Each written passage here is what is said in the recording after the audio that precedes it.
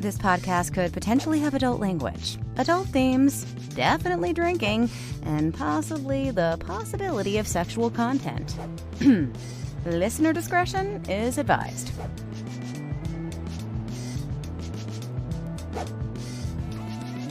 Welcome to Drinking with Authors. I am your host, Erica Lance. With me today is my amazing co-host, Valerie Willis. I'm the favorite. Cheered for herself, which is weird. And our guest today is the amazing Dana Ridenour. Woo! Woo! Who literally has the best background ever. So if you're listening and not watching, you should absolutely watch this podcast on YouTube. Okay. Dana, welcome to the podcast. Thank you. Thank you for having me. I've been really looking forward to this podcast all week, mainly because I like to drink wine. Yeah, yep. I'm telling you, this is the entire reason I do this, because I get to drink with cool people. And I have a podcast, so nobody can say anything to me about drinking with cool people all the time. I'm like, listen, I do this professionally. Hey, that's the best kind of job. Exactly. Okay, let's talk about what we're drinking then. I'm going to give a shout out to my friend Dan, who I have a granddaughter. She's 1 year old, but he got me this mug that says other grandmothers and me. Oh, I love that. That's great. Yeah. But because it's cold up here and rainy and foggy right now, I am drinking mainly Kahlua that I put some coffee in and some creamer with a little chocolate syrup and pretended like I was drinking coffee. I'm doing quotation marks because that's lots of quotation marks. I have a new puppy and I'm getting no sleep. So that's what I'm doing today. Val, what are you drinking today? Stayed up late doing a revision, so I'm having coffee with Bailey's. Oh, and wow. A cup that I believe I inherited from you that says I don't spew profanities. I enunciate them clearly like a fucking lady. You did get that. Okay, I can already tell this is my kind of podcast. So Dana, what are you drinking? Well, it's kind of foggy and overcast here, and I try to lighten things up. So I've got some Prosecco going. I threw in a little fruit. I'm just trying to my goodness. Yes. I love that. You were super fancy. I'm super fancy. That's it. Yeah, we have these ridiculous coffee cups, and you're like, let me just pull out the Prosecco with some fruit in it. Let me show you. Prosecco, throw some blueberries in there, make it look all pretty. Oh, it's gorgeous. I as well have a brand new puppy, so if things go to hell in a handbasket, you'll know why. No, we're totally. Puppy club. Yeah, no, I think Val's got a new puppy too. Mine is right now supposed to be sleeping in a room above me. So if you guys hear barking, that just ended badly. So yeah, well, I can hear barking. I have the most wonderful husband in the world who's over there ready to grab him and take him out at the moment's notice if he starts carrying on. So. Very cool. Mine's got a little separation anxiety. So when she goes into her crate, it takes her a little bit to self-soothe. I actually had to buy this stuffed puppy that I put a heating pack in and a little heartbeat thing and it works way better. I have one too. Yes. Yeah. It's like a snuggle puppy thing. Puppy. The things we do for our dogs. It literally has a heartbeat thing that beats Val and like thumps in the stuffed animal. So it feels like a heartbeat. And then it's got a little heating thing that you shake up and it lasts for 24 hours. And it makes the stuffed animal feel like a warm cuddle thing. Wow. It's the best invention ever. Somebody told me about it. And I thought it was crazy. And we bought it. And this dog has slept through the night. And I think it's because of Snuggle Puppy. He loves Snuggle Puppy. Yep. I agree. Okay, weirdness. Now that we're done talking about puppies for a moment, Val's like, I'm going to Google this so I can order one immediately so I can sleep. Yes. Yeah. Okay. Dana, what do you write? Yes. Talk about what you write for a moment. Well, the 3 books that I have out right now are part of a series called the Lexi Montgomery series, and they're about a female FBI agent who works undercover. My background is I was an FBI agent for almost 21 years. And out of the 21 years, I spent about 13 years working as an undercover operative. So when I started to write the books, the character of Lexi Montgomery, who's my protagonist, came right out of my journals. So everybody always says, is Lexi you? Well, she came out of my journals. I'm not sure that she's exactly me, but she did come out of my journals. So that's where those 3 books came from. They fall into the mystery or thriller category. And they do follow up on, I never set out to write a series, but they sort of all follow up on one another. So they kind of evolved into a series. That's very cool. When did you start writing? So first of all, FBI agent, that's amazing. We're going to have to touch on that because I saw Val's eyes light up and I'm like, you cannot use her for research on the podcast. So that's not what this is about. Nice try though. So when did you decide to write a book? When did you go, you know what I'm going to do? I'm going to write a book. Well, I started writing the first novel the end of my career. I was probably 1.5 to 2 years from retirement. And the reason I started writing it was I kept journals from my undercover work and I kept them hidden in the ceiling panel of my undercover apartment. So when we were in the middle of a transfer, I started looking through all my journals, and that's when I started writing the first book. And I never really set out to write it for the public. I started out writing it for my mother, more or less, because Mom, all these years of me working undercover, never really knew what I did for a living. I mean, she knew I was undercover and she knew like I was in California and that was it. She didn't have any idea about the groups or what I was actually doing. So I thought, how fun would this be to write a manuscript, let my mom read it? And, that's kind of where I started with it. Oh. And I entered it into a writing contest when it was in manuscript form and nobody had seen it. I hadn't even shown it to my husband yet at that point.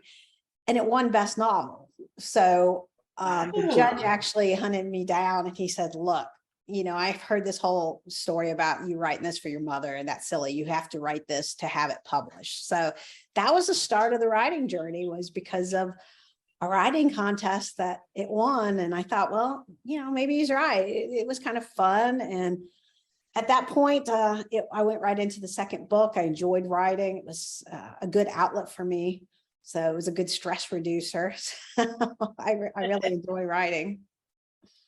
I think that's awesome. And that's amazing. So I also, it's interesting because I think some of us on some of our characters take parts of our lives. I know I did that under my other name I write under, which is Dahlia Lance, which is humorous erotica. I took pieces of experiences that I had or friends had and wrote it into the characters and stuff like that. So when you're writing, I just have to ask, since this is from your background, I know it's a fictionalized version of you. It's not, this wasn't written as a biography, so it's not you and your, thoughts. What was that like going back through those experiences? Well, when I was writing the first book, I had no idea that it was actually going to be as therapeutic as it was. I was at the end of the career and I'd kind of come out of an undercover mission that went bad. And I didn't realize at the time that I probably needed actual therapy, but I started writing the book and pouring the thoughts and the feelings and the emotions out on the page. And it was therapy, but I didn't recognize that until later in the process, I guess. But it was completely a therapeutic thing, and good and bad. I mean, I was reliving a lot of the stuff that was hard, but I was also kind of using it to put it behind me as well. So yeah, it was a very interesting writing experience with the first. I would think so, because man, and as you go through it. So let me ask you, when did you start writing the first book? I was still working as an FBI agent. I was just writing on weekends and kind of off time. Probably the last 1.5 years, I was still working, 1.5 2 years maybe, when I was still on the job, but it was just a part-time thing, weekends, just something to entertain myself more or less. Wow. So when did you finish the first one and send it in and get people hunting you down, which just doesn't sound good for an FBI agent, but in this case it was. Well, I actually did something really crazy. And of course, now as a more experienced author, I realize it was crazy, but I finished the book and had it with a publisher, and it has to go through, all my books have to go through pre-publishing review. The FBI has to review the manuscripts before I'm allowed to publish. So I had all that done before I retired, and I retired and launched the book the same day. Now, I look back now and I think, what had that, you know, I should have taken 6 months. I should have built up my publicity. I should have built up my platform. I didn't do anything correctly. I just retired and launched that book the first day and went out on a book tour. Well, Dana, that's one of the misconceptions I think about the industry, right? There's this, you should do it this way, you should do it that way, but everyone, and what are we on, 400 episodes deep? And I can tell you not one story has ever been the same about that first book, that first publication. And it amazes me. And it just shows how ready you were to transition into that next step, right? From FBI agent to FBI writer kind of mode. That's pretty amazing, actually. And don't knock yourself, because you did something that most people, I don't think, have the strength to be able to transition and pick up and keep going without missing a beat. Well, and I appreciate you saying that, because, you know, so many people are like, you did what? And I, you know, but it was probably the best thing for me too, because, you know, I'd gone from a career where for nearly 21 years, I was constantly in motion. I was going every day with something different. And I'm not sure I would have adjusted as well to retirement, you know, to go from 90 to nothing. So the fact that I jumped into a second career and I was going 90 to 110, that actually helped me, I think. Absolutely. Well, I agree. I think it does help because, you know, I think retirement, and I always said, coming back from an HR background for most of my life, I always think that you can decide what you want to be when you grow up over and over again. But I don't think you can decide to do nothing. I think if you leave a position, retire, whatever, if you don't do something with your retirement, then honestly, I think you end up dying quickly, because you have to have something that you sort of bounce into from that point in time. So now you're 3 books in. How long did it take you to get all 3 books? So how long has this journey been so far? Well, I published 3 books in less than 5 years. So I retired in 2016, and that was, of course, when Behind the Mask came out. 2017, Beyond the Cabin came out, and 2019, Below the Radar came out. So I hit those 3 books at a really fast stride. And then I decided for my 4th book, I decided to step away from the FBI genre for a bit and write a different kind of book. So this book has taken me much longer than the thrillers have taken, because it's a character-driven novel versus the plot-driven that I'm used to writing. So I've had to change gears in a lot of ways. And so that book is in its final revisions. I'm hoping to have it done, and maybe with an agent or something in the next few months. So what is that? What is that book? Tell us about your jump. Tell us more. Let's go on the jump with you. Where did you go? What genre did you shift into now? Now I'm curious. Well, I kind of shifted into more literary fiction / adventure. I say it's The Big Chill meets Wild, because it is about a group of friends who grew up together. They were childhood friends, but then as adults, they all kind of went separate ways. But they're brought back together in their 50s because of a tragedy. And they decide they're going out on the Appalachian Trail to kind of heal. But when they get out there, they're all going out for their one friend. But when they get on the trail and they're spending all this time together, they realize they all have baggage. By the time you hit your 50s, you have a lot of baggage. You know, they're dealing with divorce and betrayal and loss and love and a little bit of everything out there. So there's nothing like those childhood friends.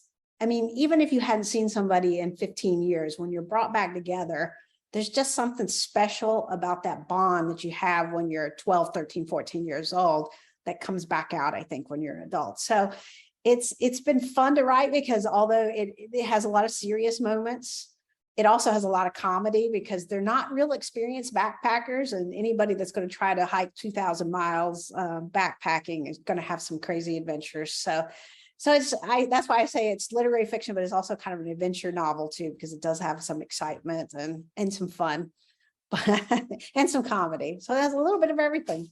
Oh, that's fun. Yeah, no, that's awesome. I love that. And I love that you're doing it from that perspective, and it's very true.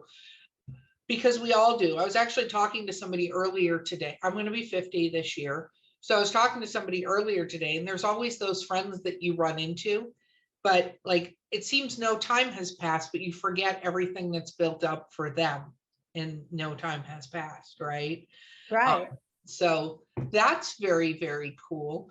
So what is, now that you've started, like you did this as sort of a hobby, stress reliever, you've now released, you're going into your fourth book. What is your kind of goals? Like what are you like, I'm an author now, I'm going to like, what? Take over the world. Yeah. What is it that you're looking to do? Well, it has turned into the most wonderful second career I could have ever asked for. I mean, I love meeting with people. I love doing author talks. I enjoy book clubs. When I get invited to come to a book club, I never say no, especially if they're, driving distance for me so I can be sitting in somebody's living room. Usually there's good food and there's wine involved. And what better thing to sit around and talk about books with readers, with real readers who want to get to the bottom of everything. And so I love book clubs, and it's just turned into this wonderful thing. I mean, I love when a book comes out, the excitement of the book tour is probably one of the most exciting things. And so I want to get this fourth book out because I'm excited to go back on the road and get back with some of the book clubs that I've met with. These book clubs are very serious too, boy. Oh yeah. When you go for one book, they expect you for the second book and the third book, and then, they're hounding me for the fourth one. So even though it's a change in genre, book clubs don't care. They're ready. No. And I tell people all the time, especially when I have new authors, I said, reach out to book clubs.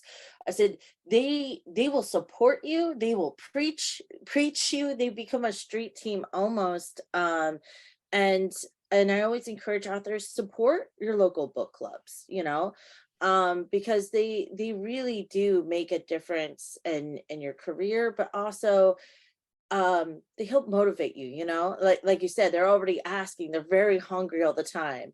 And that's where you get another mystery writer or another writer and be like, hey, and you put them in front of the hyenas a little bit, like, here, you can gnaw on this person's book while I write over here for 5 minutes. And that's exactly right. And it helps your other fellow authors, especially indie authors. We need to support each other. And so if you can, say, hey, look, I've got the perfect author that she's great. She loves to sit and talk to people. And those book clubs will, like you said, they're hungry. They'll be inviting your best friend or whatever, the next author. But, it's just, you're right. When I had I think it was my book launch on my third book, I looked out into the audience, and we were doing it in conjunction with a movable feast. So everybody was there having lunch and the whole thing. And I looked out into the audience and I could see my book clubs. I could see like a group of 12 here, a group of 10 here, a group of 6 there. And it was just tables full of my little book clubs from North Carolina to Georgia. It was crazy. They will drive to see you as well. So it was such a heartwarming experience to know that you have that kind of fans that support you. And I just love them. And anybody that doesn't support the book clubs as an author is just crazy, because it's such a great source of inspiration and support. Mm-hmm. Absolutely. I have to ask you, so when you first, because you decided, of course, to do this all in rapid fashion and, leave the FBI, go publish books, what was the thing that was the most surprising to you when you published your book? I think it was just the support that I was getting from the audiences. I was a brand new author. I didn't expect, I knew the FBI has always been kind of an intriguing subject matter, but I wasn't really ready for the groves of people that came to every author talk and showed up for the library talks. I wasn't ready for that. I'd go into a library and expect 6 people, and I'd have 56 people. And it was like, wow, where do all these people come from? And so I think that was kind of it. One of the things was just, and the sheer amount of work, I think too, is another surprise. I kind of thought, okay, you get this book out there and it's done. And it's just beginning. Oh my heavens, writing the book is the easy part. Writing the book is the easy part. Nobody believes me when I say that. Oh, I believe the book comes out. Oh my gosh, you got marketing and promoting and well, you know how it is. That's what you do. So it's I was a little surprised at the sheer amount of work, because I think I really do work harder now than I did as an agent. And I hope the FBI is not listening. Well, no, I think that it's a different kind of work because, you know, I say all the time, when you become a published author, you become a celebrity, right? Mhm. That's what you are. You're a celebrity. And I don't think people think like that. And I don't think people know what it's like to be on all the time. And you know, when I say be on, I mean, you're talking, you're presenting yourself, you know, as I say that as I cough and stuff on my own podcast, but like you get on, you're having to engage, you're having to monitor the audience, you're having to do whatever, you're thinking about how you're answering the questions and that sort of thing. Where I think with jobs, you get to a point where you're more familiar with the motions of the job, regardless of how busy the job gets and how much, you know, things happen with the job. You're used to going into those phases where you're not used to being on all the time and being looked at and being listened to, and you know what I mean, having people come up and interact with you, and you know, that sort of thing. When you flip to where the business is you, not like you work for a business, you are the business, you're the brand, and your books are your product. It is definitely a very different vibe. And yeah, it can be overwhelming, I think, for a lot of authors when they finally, like you said, when you finally get the book out, everyone assumes, okay, it's done with, I've done that part, I'm good to go. And it's like, no, baby, now you have to let people know the book is there. They Yeah. don't know unless you're loud enough to tell everyone, right? Because I used to work for a couple of publishers, and they'd come into my office as the typesetter, and they're like, "Wow, this author's upset because their book's not selling. Do you know why?" And I said, "Well, how much marketing have they done? Have they told anyone they've published a book and put it on Amazon?" Well, they just put it on Amazon. There's that millions of products on Amazon. How am I supposed to know what to search for to find their book? Right. I know. And I think a lot of authors, especially first-time authors, don't realize that's the case. They think, well, I'm going to publish this book, and then my publisher's going to do all this. They're going to set up a book tour. They're going to do this and this and this and this, and I'm going to be rich and famous. And that is not the case. Not the case at all. You know, and if an author isn't prepared to toot their own horn, do their own marketing, do their own promoting, well, then they're going to be like a lot of the indie authors, and they're just going to, you know, they're just going to die on the vine. Yeah, no, and that's the unfortunate thing, is that you do have to talk about yourself, right? And you're not prepared for it, and it is word of mouth. But I think that has actually been the case for even longer than people realize. Obviously, you could go into a bookstore and see what their new releases were and stuff like that. But how many books when we were even younger did our friends go, "Oh my gosh, have you read blah, blah," right? It's word of mouth, like finding it that way, that sort of thing. Yes, there's always new releases in the library, and there's all this stuff like that you can do. But even in the bookstores, like you walk into Barnes and Noble, which I'm so glad they're changing everything, and they're like not just doing whoever is wooing the book buyers, and they're doing it by what the demand is of the store. But it can even be overwhelming if you see all the books that are new releases. It's like, where do you go? How do you find what you want? You tend to go to the section that you tend to read, fantasy, romance, thriller, like you go do that. So I think authors forget that sometimes too, that even if you are in the stores, that doesn't mean people are finding your books. Yeah, you're in the stores, but you still have to kind of point people and go, "Hey, those are my books over there." Right, So, right. Because especially in a store as big as a Barnes and Noble, chances are you're not going to be out on the end displayed. You're going to be buried on the shelf someplace. So if you don't send people, that's one of the things I always do when I do my book tours is I never go someplace where I don't have some type of connection. Everybody's like, "Well, I do book tours, but I'll have 2 people show up." I'm like, "Well, what was your connection to that city?" "Oh, well, Yeah. I don't have one." I said, "Well, you can't do that. You have to go to places where you have a personal connection. You've lived there. Your cousin lives there. Somebody lives there.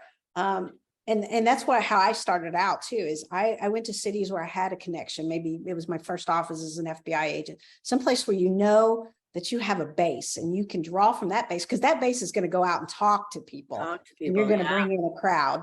So, if I just decided I was going to go to Detroit, well, I've never even been to Detroit in my life. I wouldn't have anybody show up in Detroit. If I go to Mobile, Alabama, I can fill the place up. It's just, it depends on. There's just so many first time mistakes I see people make that I've made too. Right. No, but this is great advice. I don't think we've ever discussed this particular aspect of when you are planning a book tour, book launch. You like, people are like, oh, all it is my family and friends. Well, you have to start someplace, right? And like you said, if I went to Dallas, Texas, I know my cousin Ginny would be whistling people and corralling people into a bookstore over there, because I know she supports me. I mean, every time I have a book release, my cousins are hitting me up on the family Facebook page group that we have, and they're like, which books have you released recently? I need to buy them, Val. Can you sign them and send them to me? Your family and friends can be your street team just as much as anyone else in your book clubs. But yeah, that's such great advice. Like, don't be afraid to use your family and friends to help you pull readers closer to you. And then you can let the book do the talking at the point a little bit. Exactly. And, sometimes I'll have people that say, well, how come you've never done a book talk or a book signing in, say, Charlotte or whatever? I say, well, how many people can you get me? Let's talk about this. What's an independent bookstore in your neighborhood? Let's talk about doing this, and how many people and how many neighbors do you have? and if it's going to work, sure, man, I'll jump in the car, drive to Charlotte. So I love that. I love that. Okay, we got to take a quick break. We'll be right back with Drinking with Authors.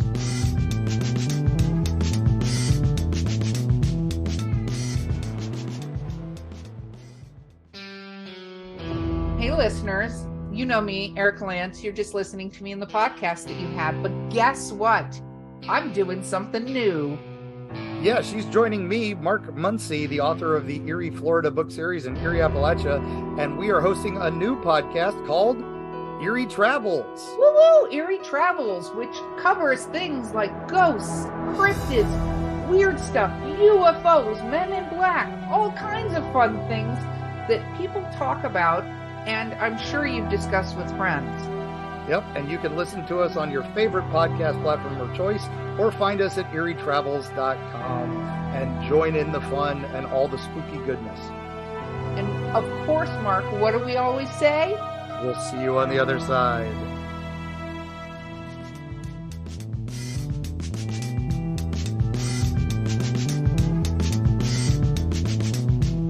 Okay, we're back.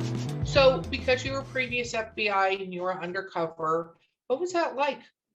I know you've been asked that question a million times, so let's ask the million-time question. Well, one of the reasons that I did want to actually write the book and turned into books was to show the actual psychological impact of working a long-term undercover case. So that's what I did mostly, is long-term deep cover cases. And there's a difference between just working undercover. And I did a lot of drug buys where I could go in and, buy drugs, sell drugs, whatever I was doing. And I was in and out in a day, 2 days, maybe a week. But when I did the long-term deep cover stuff, that's 24/7. That means you go under and you don't come back out. You are under completely. You have an alias driver's license, alias passport, alias apartment. Your car is in your alias. There's nothing that has your real name in it, and you are under. Your family can't contact you. Your friends can't contact you because you have undercover phones and undercover computers, and you can't have your real identity mixed with any of this stuff. So that's the difference between the long-term stuff with what I did and what we called quick hits. So I did 2 long-term undercover cases. The first one lasted 4 years. Cool. And so when I say long-term, I mean long-term. And the second one lasted 3 years. So this is a long time to be undercover. And everybody watches television movies and thinks, oh, it's so exciting. It's such a Hollywood lifestyle. The truth is, it's a very lonely lifestyle. It can really get to you. I mean, the first time when I was undercover completely by myself. And I didn't have any kind of support other than my contact agent, who was great, fantastic contact agent. But that person is the person you kind of meet with to make sure you're okay. He or she is your tether to reality, but it's not somebody you can hang out with. It's usually another either FBI agent or local police who you're meeting 35, 40 minutes away where nobody actually sees you meeting. And so that's not a buddy. The only people you're hanging out with are targets. And so after a while, you know, your mom can't call you, your cousin can't call you, you can't talk to your sister. It starts to weigh on you. And so I will say that 4-year stint that I did completely by myself, there were days where I woke up and, you know, you're like, oh my gosh, you know, what have I done? And you know, I was single. I didn't have any kind of relationships. You know, I wasn't going out on dates because even though I could have, as long as it wasn't a target or related to the case, I could have dated. But how would I have explained at the end of 4 years, oh, by the way, my name's not really so-and-so, and I'm actually an undercover FBI agent. I'd like this relationship to continue. I mean, they're going to be like, you've lied to me for 4 years and you think we're going to have a relationship, you know? So it wasn't even worth trying, you know? So I just kept to myself and worked my cases. And, you know, it's a very lonely, awesome premise to a romance novel. Well, actually, it's kind of funny that you say that because there is a little romance in this, because in between my long-term cases, I went back to Virgin Islands, which is where I was stationed at the time as an overt agent. And I hadn't been on a date in a long time, right? You know, and there was a really handsome FBI agent sitting beside me that had been transferred in while I was gone doing this undercover. Really nice fellow. We hit it off. We became friends. And then you know where this story's going. We became a lot more than friends and we started dating. And I really felt like for the first time in my life, I had a relationship that was going somewhere and this was really going to be a great thing. Well, then the FBI called and said, hey, we need you back in California, you know, another undercover mission. And I talked it over with my boyfriend, and he was also an undercover agent with the FBI, because you can't just do undercover with the FBI. You have to go through the training and everything. So he was a certified agent as well. So I kind of I found out the case called for 2 full-time undercover agents. So I went to him and said, how would you feel about moving to California and becoming a vegan and living in a commune? You know, and I thought he was going to tell me, you know, I was crazy, because he's worked all this like hardcore undercover stuff. And he kind of looked at me and he said, well, it sounds like fun. It sounds like an adventure. Let's see if we can sell it. So we went to the FBI and said, how would you feel about a couple playing a couple? Well, so first of all, the case agent and the contact agent all thought this was a great idea. Management said, this is a crazy idea. You're a romantically involved couple. You're going to be working 24/7. You'll probably kill each other. So we kind of pushed and ended up getting approval to do this. So my boyfriend and I went undercover and we did this crazy case, which is the premise for the 3rd book. And we worked together and it was fantastic. We became each other's lifeline, our backup. We were there together. And so the good news in all this is he's my husband now. So I said, very cool. I was like, please tell me this has a happy ending. I was with you, and I'm like, if this doesn't have a happy ending, I'm gonna be super sad. He is that most wonderful person that's over there keeping the dog quiet for me. So no, we had a very happy ending. And we've decided after 3 years of working that kind of intensity as undercover agents together, that marriage would be a cakewalk for us. So I would imagine so. But yeah, that's incredible. And at least you didn't have to do the 2nd mission alone. And that must have been just a relief off your own shoulders mentally, you know, and things like that. My hat goes off to you, because I couldn't imagine trying to live as someone else for that long. Well, and you're exactly right. It was such a different experience to have somebody to bounce ideas off of and to be there night and day and to have that person. So if you started to slide down the rabbit hole a little bit and like some of the stuff you were thinking about or doing, you had that person to kind of catch you, a safety net that said, you know, let's think this through a little bit. Maybe we don't need to go there or whatever. So, and it wasn't lonely. It was just it was a fun experience. It was great. There was a lot of stress and a lot of pressure, and it does weigh on a relationship. I could see why the FBI management was a little hesitant in saying yes to the assignment, because I could see where that could have gone bad really easily. But because of our personalities, we felt like we could do it and we wanted to try. And we spend, even as retired people, we spend a lot of time together. And some of my other married couples are like, oh my gosh, how come you and Bill can spend so much time together? I'd kill my husband if I had to spend that much time together. And I was like, well, you kind of have to remember where we came from. We're used to spending a lot of time together, and we have a little bit of separation anxiety when we're not.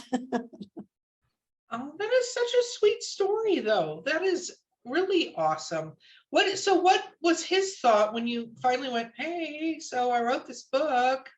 What was, because oh, he is fantastic. Bill is my first round editor. His grammar is impeccable.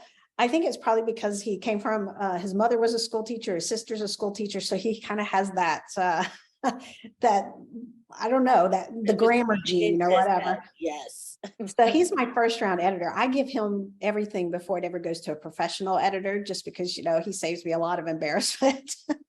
So he reads everything first. And I have to say, he's an excellent first round editor because he doesn't sugarcoat anything. If he thinks something's not working, then he's not going to say, oh, honey, this is wonderful, like your mother does. He'll come right out and say, this doesn't work for me, or I'm not following this, or I think you should go deeper here. He's great. And 95% of the time I take his advice. There's a few times where I'll kind of say, oh, I know I like it like this, but I will have to say probably 95% of the time, whatever he suggests is usually the right direction to go. So he's a great first round editor. He's been incredibly supportive through this whole, with the first book, second book, third book. He's always there to help. I always call him my Sherpa because he's the first person to lug in all the books. He's also the person that will be running around taking pictures for me at events so I can have something to put on social media. He's been wonderful. The funny thing was the first book came out, the second book came out, and then he was kind of joking one day and kind of not joking when he said, how come I never made the books? And I was like, well, honey, guess what? You're in the third book. That's what the whole third book is about. So. My husband made me change my dedication. He saw the dedication in the first book. He goes, what is this? And I said, it's a dedication to you and the kids. And he says, but all it says is husband. I want my name in here because if you divorce me and get a better husband, You say, well, that was a backup plan in case, I get another husband. Got on. That's so funny. Yeah, he was very, very touchy about that. Yes. Well, I don't think a lot of people realize just how much work the spouses do. I mean, they do a lot of work, whether it's going to events and helping to carry books or just keeping the house going when you're off doing book tours. There's just so many things that he handles behind the scenes that nobody knows about, Well, that and the writing process. I had that whole conversation with my other half this morning, my boyfriend, because I have a book due, and actually do, unlike, we're publishers and writers, but normally I can be like, for my timeline because I'm in charge of all of it. But this time I actually have a deadline, and he's like, so what is your writing schedule? Because you need to have this to get this done. And then how can he accommodate around the writing schedule? Because when you're writing, as much as we don't like it to be a solitary thing, and maybe you could bring your laptop in front of other people, but you're in the thing. It's not like you're having a conversation in writing. Like, that's not happening. Right. Exactly. There might be authors out there that can do that, but even the most social, I do love writing in environments where there's a bit of noise and stuff, background noise, but I'm not having conversations and typing my entire novel. I'm typing my novel. And, this is hours and hours and hours of time. And you need somebody who can be supportive and be willing to know that your attention's not going to be on them or the household or whatever during that time period, that you have to be able to go, turn off the phone or whatever. At least for me, I got to turn off the phone because man, it's very distracting, and just write. And so having anyone, whether it's a spouse, whether it's a roommate, whether it's a sibling, whoever your support group is, that is there to help you do all the other stuff besides writing or talking about your writing or promoting your book is huge. It is. And my husband's also my caffeine dealer too. So he like keeps the coffee coming, and he knows, I mean, if I've been in there and I'm on hour 4, hour 5, he knows I'm in the zone. So sometimes he will slide coffee in front of me and I won't even know that the door's been open, and I'll just look down, there's a hot cup of coffee. And so he bought me this Ember cup from, I don't know if it was Starbucks or where it came from, but it was like this Ember cup that keeps the coffee hot. So because sometimes I'll get riding and then my coffee's sitting there and it's, cold. So he bought me the Ember cup to keep it warm and hot for me. So he's my caffeine dealer. He keeps it coming. My kids bought me a Yeti cup, a Yeti coffee cup for Mother's Day, and I started setting alarms to remind me to take a break to eat. But if I've muted my phone because I'm focused, he'll get the alarm on his side because we share a calendar, and next thing I know, I have food sliding in front of me. See, the perfect guy. So it does help. Right. And he'll sometimes ask me, I said, hey, I gotta focus today. He goes, okay, what do I need to get done on behalf of you today while you do that? So it can be a team effort sometimes. It's very much a team effort, I think. Yeah, especially I know on my side it is, because if I had somebody that was demanding my time or didn't understand, it would be hard. It'd be very difficult. But yeah, he's very understanding of the time commitment. And like I said, just keeping that caffeine coming all day long is a huge help. Oh yeah, no, absolutely. Whatever it is that keeps you motivated. Okay, let's talk a little bit about when you put your book out, like the first reviews and stuff you got. What was that like? That was so exciting. I told myself, oh, well, don't read reviews because, you're going to get your feelings hurt. And I couldn't help myself. Of course, as soon as that first book comes out, you're sitting there watching Amazon all the time and Goodreads. What's coming up? What's coming up? Yes, refresh, exactly. And I was blown away at the wonderful things that people said. And it made me feel so good that people were reading the book and then taking time to review the book. Because, just because you read a book, doesn't mean you're going to actually take that extra few minutes to go write a review. And so for so many people to have jumped on and write reviews for me, I appreciate every single review. Even if it's from the first book, I just have a whole bunch of new reviews on the first book that just came in the last month. And I tried to tell everybody thank you, because it does mean a lot. People think, well, does it really mean that much? Yes, it does. It means so much to an author to get those reviews. And I was blown away. And that's one of the things that keeps you motivated to keep going. It really is. You see people that they write this wonderful stuff and I can't wait for the second book. I love this book so much. That makes you want to write the second book or the third book or the fourth book. So yeah, reviews mean so much. And I try to, occasionally you're going to get the review from a disgruntled person, that maybe I had contact with as an FBI agent. Oh, I didn't even think about that. Tell us about that, because the books deal with the extremist population, the animal rights extremists and things like that. So every once in a while, you'll get somebody that's going to get online and say something, chances are they haven't even read the book. Because if they read the book, they would realize that I have a great respect for activists. I don't have people are like, oh, you hate activists. I'm like, no, I don't. I love activists. I don't like the people who are building incendiary devices and burning things down and blowing things up. That's where I was working as an undercover agent to prevent that kind of stuff. But if you're going to go out and try to change the laws and get, I love animals. So I have no problem with activists. And and if they would have read the book, they would have probably seen that come through in the book. Well, and you know what? You can't. So 2 parts to that it's funny you say that, because I write humorous erotica under Dahlia Lance, right? And I maybe fictionalize some past experiences. Hypothetically, maybe somebody has read the book and been like, wait, is that me?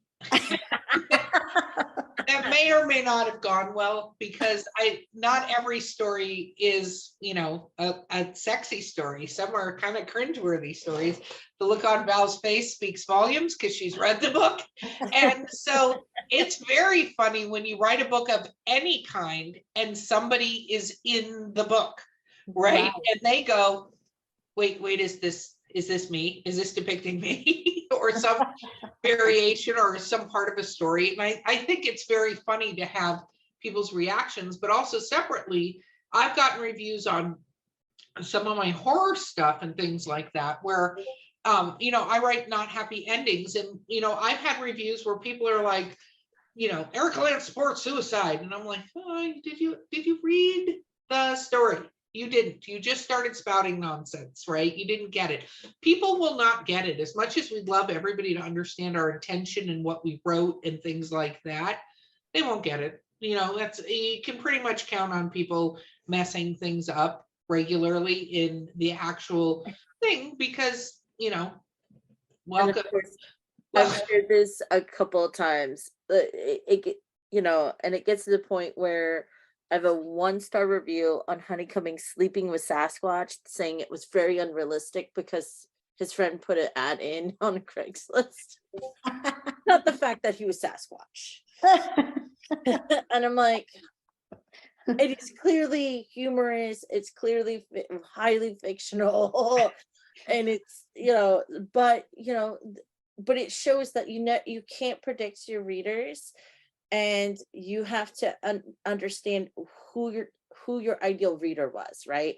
Like when you take workshops or consult with marketers, they tell you have to identify Joe Blow, your reader, and what did that person look like, and that's the person you're going to double down on and pitch and market and cater to, because that's the person who will get your book the most.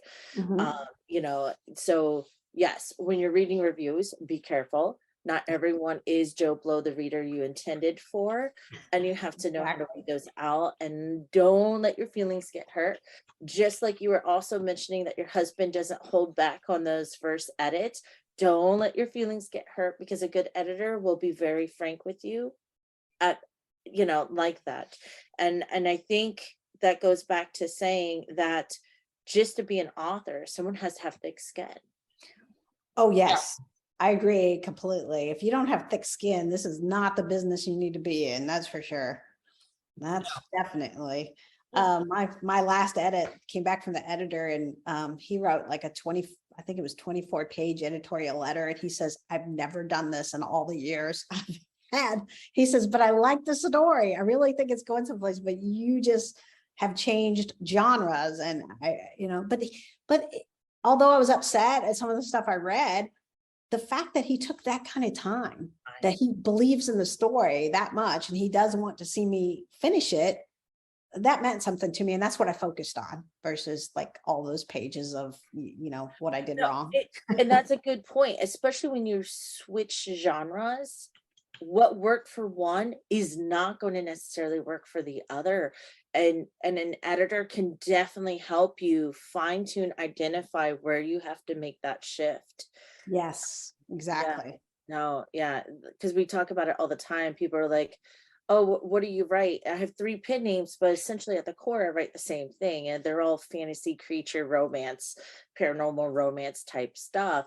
Mm-hmm. But if I ever had to sit down and write mystery thriller, I don't think I could. I really don't think I ever could. Well, and it's the same thing with me.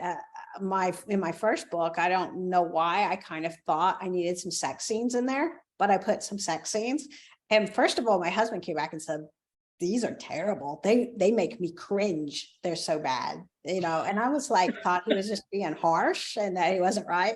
So that was one of the things that I kind of thought, oh no, I'm leaving that in. I think it's right. So I sent it off to the editor, and the editor came back and was like, oh my, they have got to go. And it's, you should never, ever write a sex scene. You can't write sex scenes. And so, that's my weakness. I am not going to try. Leave that to the people that can write sex scenes. I will stick with them with the thriller. We talk about it all the time. It's sort of like a battle scene. We have to count where the limbs and the legs are. Sometimes we have to draw little stick figures. Sometimes we get, I have kids, so I'm like, action figures, where are they? I need these. Yeah. So I'll leave that to the professionals. I won't attempt it anymore. I learned my lesson. Oh my gosh, I'm sorry, that is hysterical though, because it is true. We all have things that we're phenomenal at, and then we have things that it's like, this is cute little pat on the head. Can you not go into this arena anymore, or go take some classes in this arena and then come back? Because, Well, mine was more like, this scene made me not want to have sex ever. So it wasn't even a cute pat on the head. It was get rid of it. Wow. Well, that was abrupt. Yes, I can't write a sex scene, and I'm not going to ever try again. Oh my gosh, that is hysterical. Okay, we are getting to the end of this podcast. I cannot believe it.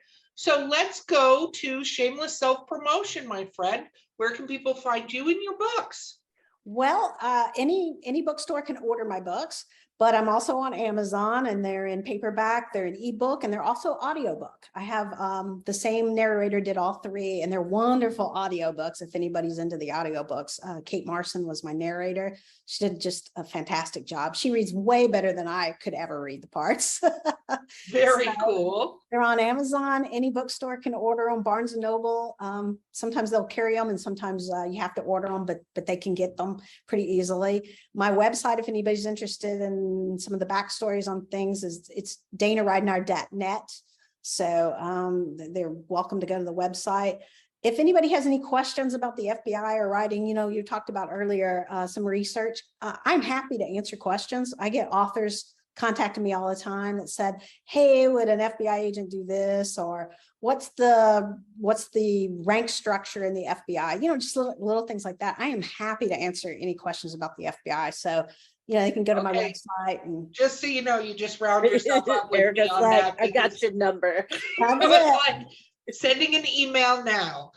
That's fine. I am serious. I love helping writers. So I've had so many writers help me, and I really believe in writers helping writers and paying it forward. So I don't mind one bit. I know people say that all the time, but I really don't mind.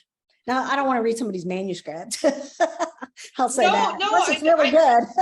But I think it's good because, I have friends that were former CIA agents and CIA agents. I can say all these words. Thank you, Kalua.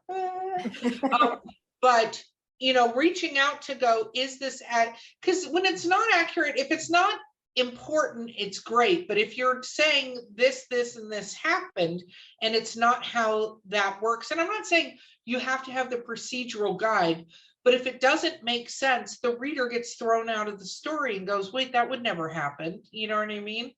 Right. So I think it's great to have experts that can answer questions. So that's fabulous that you do that. Dana, you've been so much fun to have on this podcast. You are brilliant. Oh, well, thank you. I've had a ball. And, the more we drink, the more fun it gets, right? Exactly.